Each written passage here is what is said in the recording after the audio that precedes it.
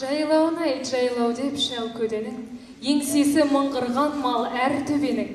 Су емес суатынан қымыз аққан, пау шіркін қандай ғажап өлкемедің.